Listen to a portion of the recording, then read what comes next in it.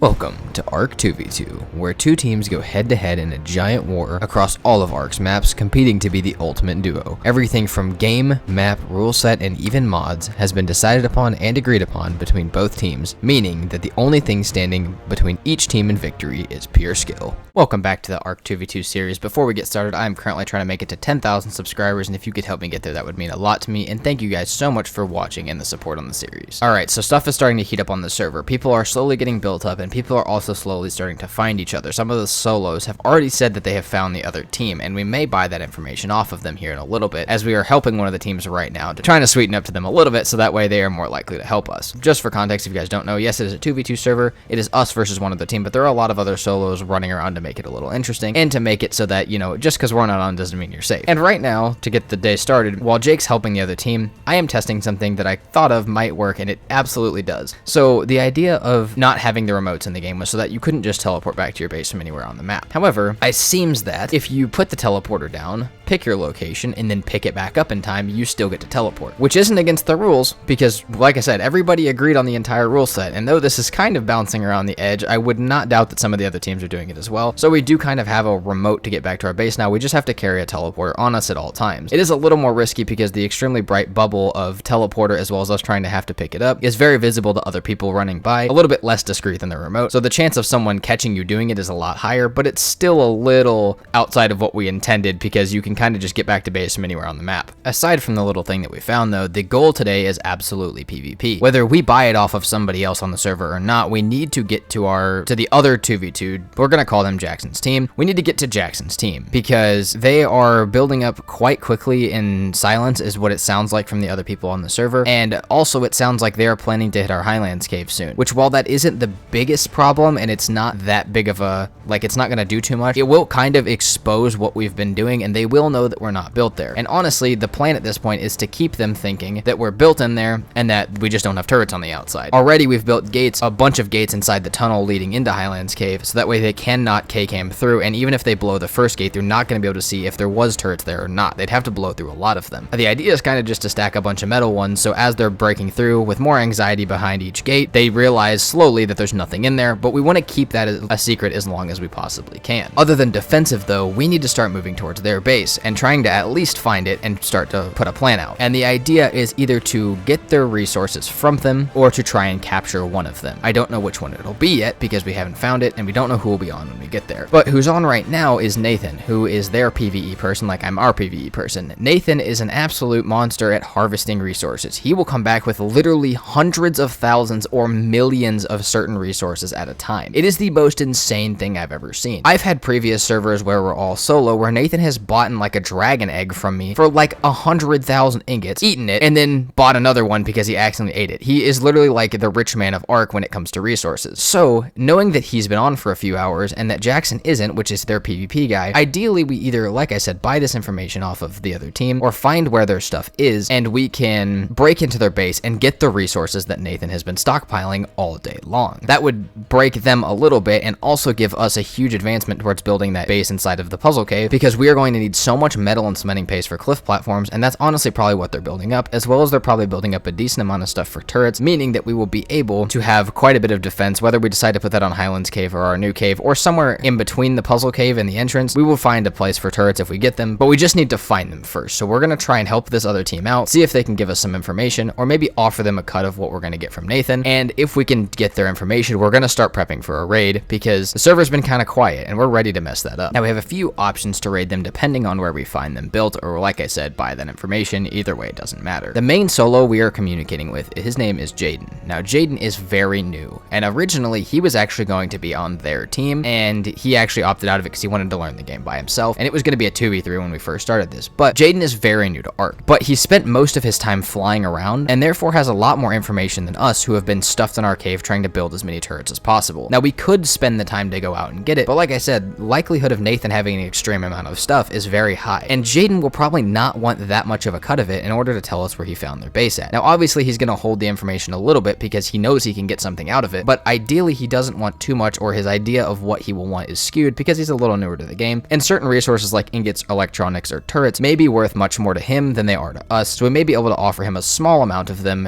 in return for their base location, or at least information about what he knows they're doing. The other reason that he kind of knows is the other team doesn't think he's a threat, so they've been talking a little too much around him, and it sounds like we might have been doing the same, so he could be selling our information as well. But, you know, however he's got to make it on the server and however we've got to make it on the server is exactly how this is going to go. It's survival of the fittest here. The couple options that we have for raiding, like I said, depending on where they are, also goes back to our rule set. I have a couple very, very funny to me, but very annoying to other people ways to raid people, depending on how many people are online. A lot of my raid methods work offline very quickly, but I will say when we made this server, the only rule on the entire server as far as raids was no meshing. So cannons are an option, building a base on the back of a parasaur blocking its body is an option, and one of my favorites, something that I call vault raiding, is an option. I don't know if it's just S+ or not, but in even normal Ark, we used to do this all the time on official. You could run up and you could place storage boxes up close to somebody's builds. For some reason, it doesn't count their foundational support or their gates or anything like that, and it doesn't give you the message that you're too close. And even if it does, you can get a lot closer with them than normal builds. However, for some reason, with S+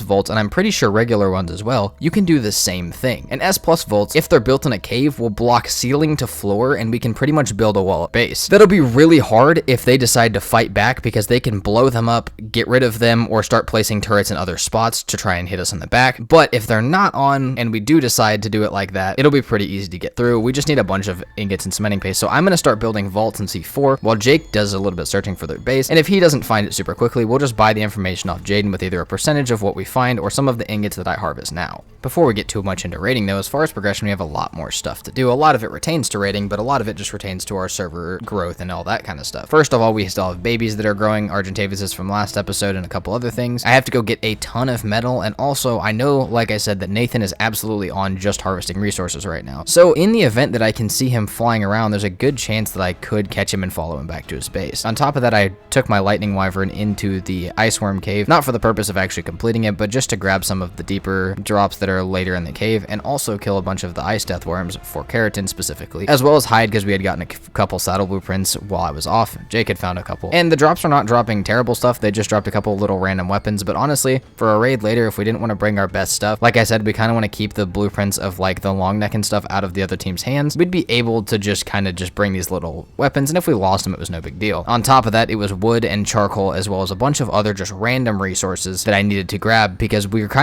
finally had vaults up at the new base, and we were trying to fill all of them with as many resources as we could. That way, no matter what the plan came up with for PvP, we were ready. On top of that, I went and headed over to Jaden's base just to kind of check on his progression so far. With the little orbit cam, I didn't really want to actually ask him to come in. Like I said, we've been pretty chill with him so far, and he's very new, so he knows that we're not going to have too much of a problem with him. But I do want to make sure that I'm keeping his progress just in the back of my mind. That way, if I see a giant spike in progress, I just can pay attention to it, because Jaden is new to the game, but he also does understand the aspects of the game. He's played a lot of survival games, and he knows to keep his progress quiet, so I'm just going to try and keep an eye on him while I can. After a while, though, everyone was off except for Nathan, and then even in a little bit, he was going to head off too, so I spent all of the resources I could getting metal behemoth gates up on our Highlands cave. So again, if they K-cammed or broke through, they'd have as many layers as we could possibly set up for them to have to work through before they could even figure out that we weren't built there, because again, that is our cover right now. They think we are built here, and they can't really K-cam through it, because for some reason in some update, Ark kind of fixed that. A first for Ark to fix something, but it kind of makes it so that they do have to blow through at least some of it before they can start K-camming into our base, which gives us really good cover, and is part of why we chose that location. Now, after this, I did something really stupid. At our main base that we were building up, and I was trying to get as much stuff as I possibly could, I picked up the cliff platform by accident and broke everything, which means I was going to have to remake the chem bench, the generator, the indie forge. Literally the only thing that didn't happen was the vaults, and those were still somehow floating on the rocks next to them, but I also had to pick up all the resources, get them into vaults, try and go harvest all the stuff again, and pretty much all the resources that me and Jake had spent a couple hours getting for a raid, we're going to go back into rebuilding the base, as well as adding a couple cliff platforms to it, because that was the original plan when I broke them. And at this time, Nathan was off, so it was kind of just free reign for me at the server for a little bit. Nobody else was on, and I was going to fly around and see if I could find their base. Jaden had given me a price of what he wanted, and so I knew what it would take. He told me to just text him and let him know if I wanted that price or if I wanted to find it myself. So if I don't find it and we are ready to raid tonight while they are on, then I will just text Jaden and get the location from him in return for his offer, which we'll talk about if we get there. Later that day, when I got back on, everybody was on and having a good time, and I actually met up with Jackson for a trade. Now, something that is absolutely a rule on our servers is trades absolutely have to be honored. There's nothing about killing them or taking their other stuff or hurting their animals while you're there. where the trade itself, what you are trading for what they are trading, absolutely has to be honored. Anything outside of that is free game. But me and Jackson were messing around as we really hadn't seen each other the whole server. I was whipping stuff out of his hands. He was trying to place signs, but we did do the trade that we needed to do. But on top of that, I figured why not mess with him a little bit, and it got a little bit more than messing with, but it was, like I said, we were just kind of messing around, hanging out there and doing our little trade. And like I said, as long as we honor it, everything else is good, and we did honor our trade first. I won't kill you.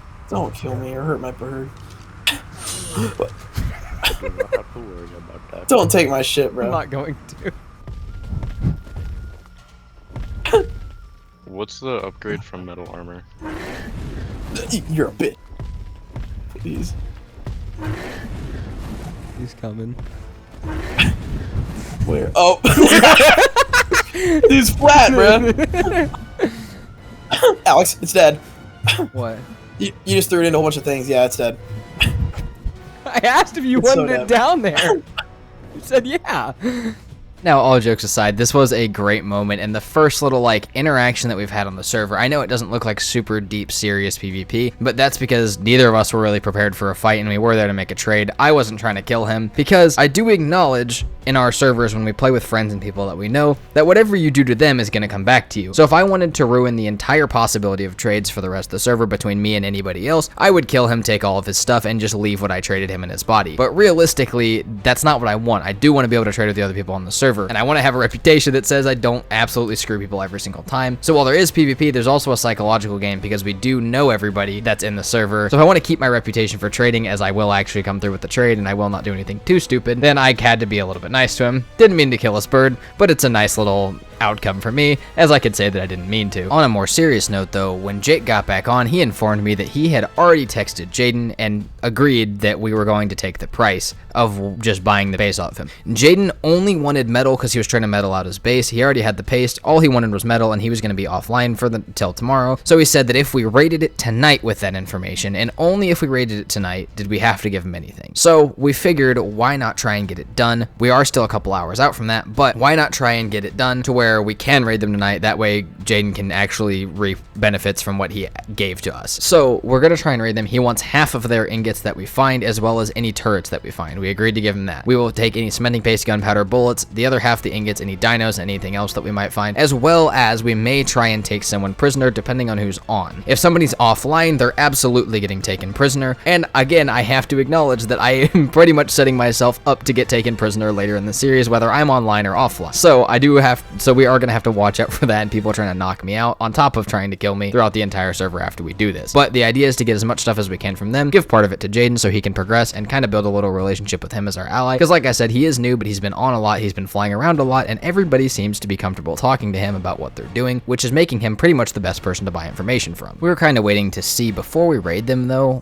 who's going to be on, what time everyone's going to be on, and trying to pick a time where Nathan's on and Jackson won't be. So we just decided to go back to the progression route a little bit. I ended up taming the car that we found in the desert out earlier in the series. I was more of a thing of showing Jake how to do it, but it was also not a bad level. It wasn't terrible, and it would be another addition to our fleet. We could like stick its tail through where we knew they were built, which we'll talk about the plan in just a second based on the information that we have. But it was pretty easy tame. It wasn't too bad, and like I said, it's not going to hurt to have. On top of that, we had found an Ascendant saddle for one inside one of the deep sea loot crates, and it was actually like a 300 armor one, which is really close to unofficial server cap, and that was going to make it so that even if we needed to use it for a turret sponge, we could, or we could use it for pretty much anything we wanted to, even though it was low level, which made it one of the better tames that we had, and honestly, it might be stronger within the Giga with that saddle on. But let's talk about where they're built while we get ready for it. Like I said, it's still a few hours out as we're trying to figure out everyone's schedule and trying to time it at a time where they have a high amount of resources and a low amount of defense. Jackson being on and Nathan being off means that they do not have that many resources because Jackson will not be harvesting damn near anything. Nathan is going to be getting pretty much everything for their tribe, and while he's off, Jackson's going to be consuming everything that Nathan's found for turrets, explosives, and anything that he possibly can, which while that might be useful to us, it means that they do not have a lot of raw resources that we can turn into our own stuff. Ideally, we want to catch Nathan on the end of his play session while Jackson's not on, as Jackson will not have any time to use the resources, Nathan will have gotten a lot of them, and we will be at our maximum point of being able to take as much as we can in raw resources so we can use it for what we need it for. And if we wait a little bit longer after Jackson's played for the day, there's a good chance of there being a high amount of bullets and other stuff inside of their base. But without further ado, let's talk about where they're built. And honestly, I'm kind of upset because we were very lazy lazy and really did not look. But if you guys ever played a server like this with your friends, finding somebody on official is not hard, but finding a specific person, trying to find them and hunting every single base spot can be kind of a pain, because if you just forget one, that's most likely the one that they're in. Anyways, they were in one of these small waterfall caves right next to the triple waterfall, next to the little beaver dams. I think they were on the top one, is what Jaden told us, but either way, we knew pretty much where they were at. We had flown over it many a times. I had literally walked past it, but like I said, we were being a little lazy, and sometimes when you're trying to find someone specifically,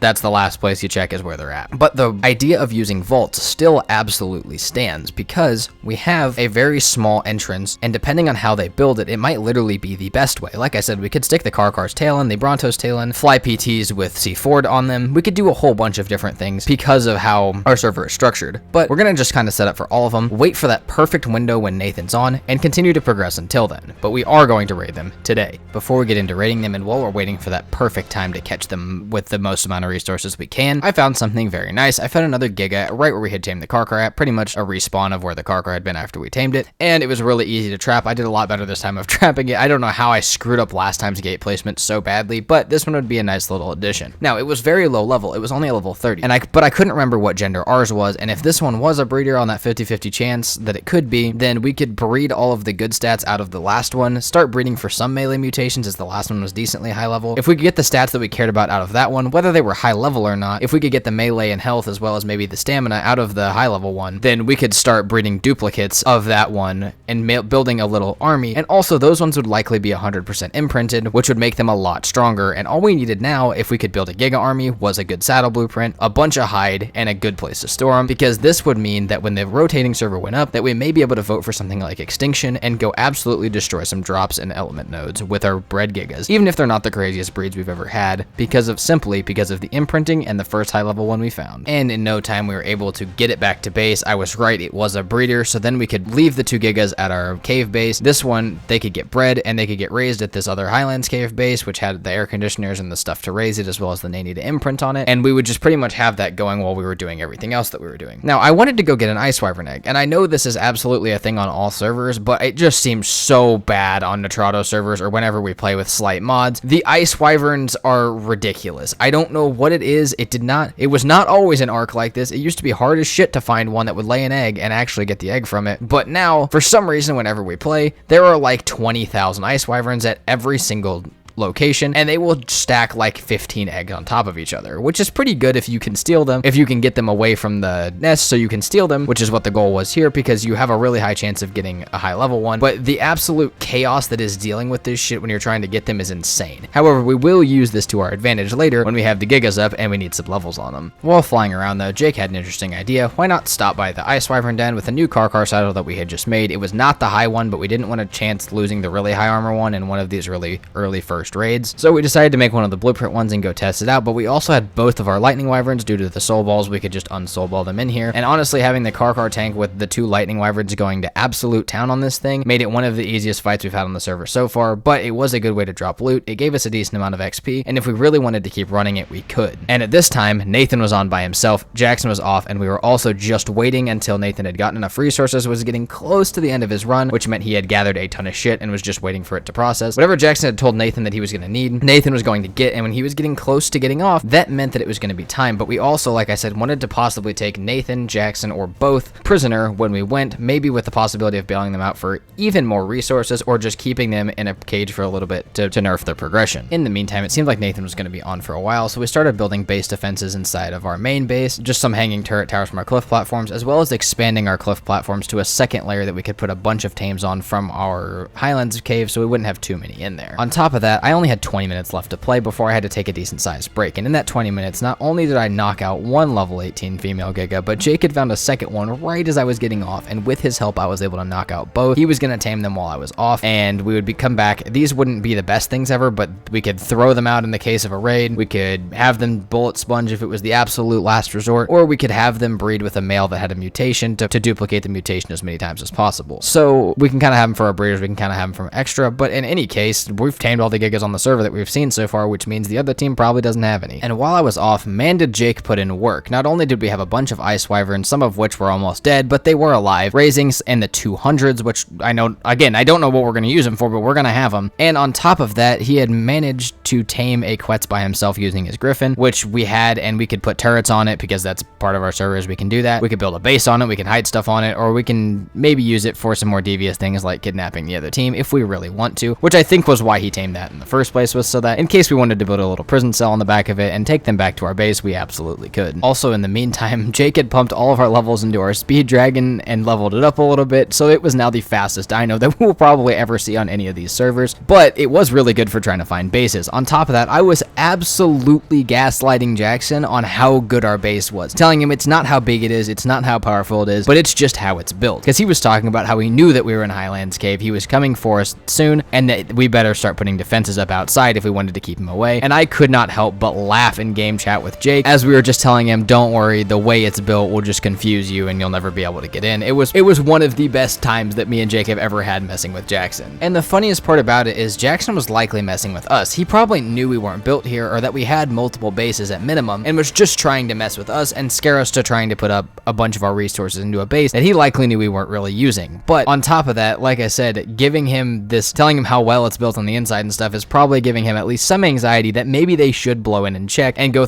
spend the resources to do that, when in reality, yes, me and Jake know that if they blow in, they'll get a couple dinos, but that's really it. They can kill them, they really can't take anything from us though. As long as those Giga Eggs aren't on the ground when they come through, we'll pretty much be okay. We did worry about Jackson being on if he was getting on to craft stuff, but he didn't even end up getting in the game. He just hung out in the party for a little bit because, you know, like I said, we're all very close friends, so he just hung out in the party, talked to us for a little bit. We were just making fun of him, talking about our base, and Nathan was still on harvesting resources. At this point, it's been like 5 or 6 hours. Whatever they were getting ready for, in my opinion, knowing what happened after, it was probably to move bases, but they were getting pretty much an entire base or two worth of stuff. One of their biggest resource runs of the server, most likely, and we were going to be able to, if we could get over to them in time, and at the right time, with the right timing and the right tools, we were going to be able to get as much of it as we possibly could from them. We did have another thing entering the playing field completely at this point in time, though. Because of how our server works, like we said a few days in, the rotating server will go up, which is a server that we all vote on what we want the map to be for. I think it was a 3-day period on this server, and then after that 3-day period, we all revote. It gives us a chance to work kind of like it's a whole cluster, get all the dinos from all the maps, do the bosses, get the resources, do all the stuff that we need, but without paying for and having an entire cluster of servers up for a couple people. But on top of that, it also stops people from building outside of our, what we call our home map, which is Ragnarok. So that keeps the PvP a little more localized, stops people from building on an entire cluster, but also gives us access to everything else we need. So we went over to Crystal Isles, which is what the entire server voted for. Out of the 7 people that voted, all 7 voted on Crystal Isles, and we were able to go over there. We just wanted to see what we could find, get a couple of things that we may be able to use. Honestly, we were kind of looking at getting a Trope and Agathis to help raid their base, or just to terrorize them if we saw them out. And again, we're still waiting for Nathan to possibly hop off very soon, but it sounds like he's getting close to the end of his resource run, so we can run Crystal Isles until we hear him giving out. Crystal Isles was honestly very uneventful. All I really got was some Prime Crystal and the ability to tame a 180 Tropical Crystal Wyvern, which, while it's fine, it'll be good. The Classic Flyers doesn't work on it, so it won't be any faster. It will not be nearly as fast as the rest of our tames that we have, but we can keep it in case we find a use for it. And then it was time to actually go look at their base, because Nathan was out on a resource run talking about getting metal, and I knew that I'd be able to go in there, sit at the entrance, K-cam through the wall, as he'd likely go back through a teleporter if they had figured out the same trick we had. And honestly, they were a lot more built than we thought. Now, yeah, the server's been up for 3 days and everybody's been constantly grinding, but I did not think, because Jackson hadn't been on very much, that they were going to be this built. I figured they'd have a bunch of resources stockpiled behind a metal wall with 1 or 2 turrets. This was a little insane, and getting in here was going to be a little bit more difficult than we thought. Last preparation for their base was to tame a Parasaur in case we could somehow use it to stick something through the wall. Again, it's within the server rules, so literally any creative thing that we can think that's not meshing, we can try and do. Now, unfortunately, the Parasaur was a little too big and it wouldn't really fit into this base, so this was not going to work, but we could keep it for other bases, a possibility in the future. Nathan was out on what he said was his last resource run before he was going to get off. Now, realistically, we could have been assholes and just waited for him to get off, offline them as soon as he got off, taking everything they had, but what fun would that be? Because, well, we probably will offline them at some point, and we probably will get offlined at some point too. At the beginning of the server, it's always fun to try and get a little bit bit of PvP in. So the idea is to wait till right before he's about to get off, make him make the hard choice. Is he going to stay on and defend or just get off for the night, and then get as many resources as we can? On the other side of this, if he does decide to fly back rather than teleport back, he will probably get caught by the fob that Jake is building outside, and he will lose the resource run he's currently on, the dinos he took on it, as well as anything that's in their base that we can get to. Another last thing that we wanted to do was put teleporters all around their base so we could come from multiple different directions. If Nathan blew up any of our teleporters trying to counter us, we'd be able to have multiple locations. We could stockpile little bits of C4 and stuff around the edge, along with a couple more flyers, and we were patiently waiting on top of the cave for him to come back when I realized he was indeed using teleporters to get back, and he was most likely, unless he had a teleporter at every single metal spot, using the same trick that we had discovered earlier in the episode, meaning that, like I said, it was free game. Everybody was going to use it once somebody found it. But it also meant that we could kind of sit outside and prep as long as we wanted, because realistically he wasn't going to see us because he was just going back and forth using teleporters. After literally probably 8 to 10 hours of waiting for Nathan to get resources, Jackson to get off, and for our perfect time, we had the vaults, we had a Parasaur, we had Gigas if we needed them, we had everything on backup, all the C4 we could need. Nathan was still on, and he was teleporting back to base to start putting away and processing his last run when we blew the front gate, and he realized that it was not going to be time for him to get off just yet. Now, Nathan did not actually hear a blow up because he was still out getting metal or picking something up because he wasn't currently at base, but he heard and mentioned something about Triblog. So for whatever reason, he was looking at Triblog, he saw it, and he knew that we were blowing something of his up, or that something of his had gotten destroyed, a metal gate specifically, but for some reason did not think that it was the front of their base, and didn't say much. Like I said, he said something about Triblog, but he didn't say anything else. And so I went back, grabbed the vaults that we were going to do, started building them into the base, and at this point in time, I thought he knew, but later talking to them, they didn't even know yet that we were inside their base. We did have to go back and also build some more vaults, but finally Jake was with me. He was back from Crystal. I could see their generator, I could see everything inside their base, and the vault wall was coming along. He may or may not know that we're inside, so we just have to be careful, but Jake was kind of watching the entrance as well as me. As I was K-camming, he was ready to turn around and help me, while I was C4ing and putting the vault wall up as well as I could. The best part about using S+ vaults for this, if you are on an S+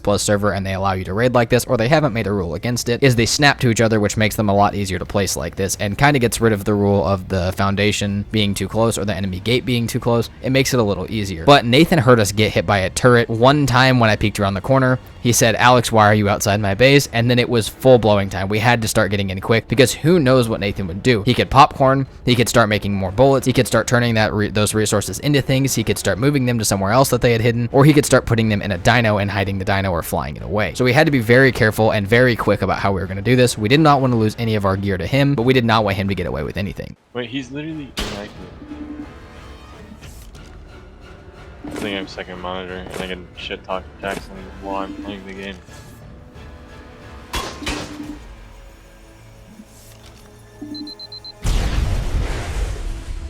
Now, I did get screwed up by the S+ snapping a little bit, but using a shield as well as some more vault, I was able to get right up to their wall, only get shot a few times. But if you can hear that little beeping sound in the background, that is Nathan trying to FaceTime Jackson. As we've mentioned many a times, Jackson is the PvP player on their team, and Nathan is the PvE one. That's why we're raiding right now. But we were pretty much through. Nathan knew that, and he was absolutely trying to get Jackson on to help him as quick as he could at 2 in the morning, trying to FaceTime him just for any hope that Jackson would be able to help him. But after 8 missed calls, the walls crumbling around their base, Nathan had to make an absolutely drastic move that crushed us and set the tone for the rest of the server.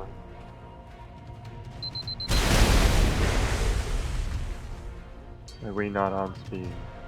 As the final wall crumbled, leading to the back of their base, most of their generators down, and all of their loot exposed to us, Nathan absolutely dipped with all of their loot, leaving Jackson in the dust. He took all that he could. Now, we do have unlimited weight on our server, but there's a server inventory slot cap, so because Nathan decided that he wasn't going to let us have a damn thing that they had, other than what was on Jackson, we hit take all on everything. Normally on these servers, we could be a little courteous, half everything, take a little bit of stuff, take enough to put them down, but not enough to make them hate their lives. This was not the case. Nathan took everything that he absolutely could and dipped with it. And he left one really important thing back at base. It wasn't a blueprint, it wasn't a dino, and it was not a resource. It was Jackson. He did not kill Jackson. And while I tried when I walked in, I didn't. because he had a good helmet on, which was probably the most unlucky thing he had happen to him that day. Because Nathan had dipped, gotten off, and had completely left us with nothing, which, you know, Nathan, he's the PvE player. He doesn't have much PvP experience. He didn't really try and defend at all, but like, what's to be expected? He ran. That's what we kind of expected to happen. That's what I already said I expected to happen. So what we're gonna do instead was, you know, we're gonna take Jackson with us if we could, after we looted their base, and we could build a little jail cell for him. We even talked about setting a bail for him, making as many little things as we could, making it as painful as possible to make sure that no matter what Nathan did next time that he got raided online, he would not run and he would fight to the last dying moment, or else Jackson may just end up in another cage again. But what all we got from this raid, as we tally it up, us taking Jackson back to our base, and everything else that went along with this raid, as well as the PvP chaos that continues on this server, we'll have to wait until next episode because we are about at 30 minutes already. If you guys are enjoying this series, it's a bit of a longer one today, a bit more yapping and a bit more waiting for people to get off and stuff, but I definitely wanted to get PvP in this episode because I know it's a PvP series, so we have to absolutely get some episodes with it in it. As I mentioned at the beginning, I'm currently trying to make it to 10,000 subscribers, and if you could help me get there, that would mean a lot to me. Thank you guys so much for watching. I do truly hope you enjoyed. Like I said, longer video. If you guys enjoy that, let me know, and if you want shorter ones, let me know. But